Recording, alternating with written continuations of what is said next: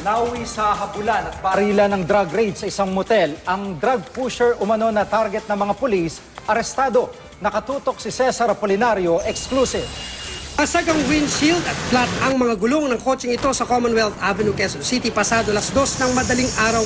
Ayon sa pulisya, target nila ang umano'y drug pusher na si Leslie Cruz. Kasama ang 3 pang sangkot din daw sa illegal drug transaction. Sa kumpas ng aset, natunton sa loob ng isang motel ang mga sospek na nooy nakikipagtransaksyon daw ng droga sa kanilang parokyano. Agad silang sinundan ng mga otoridad at nang sitahin, dito na raw namaril si Cruz kaya gumanti ng putok ang mga operatiba. Nakipaghabulan pa raw ang mga sospek hanggang masukol ng barilin ng mga pulis ang gulong ng kanilang sasakyan. Ilang plastik na may lamang hinihinalang shabu at dekalibring baril na ginamit umano ni Cruz ang narecover ng pulisya.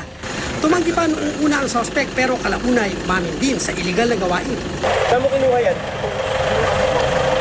Ay, yung sa buko. Saan mo kinuha? Binalikan ng pulisya ang motel para kumalap ng karagdagang ebidensya lalo't pag-amin daw ng mga sospek sa mga motel na sila nakikipagtransaksyon para iwas huli. Cesar Apolinario, nakatutok, 24 oras.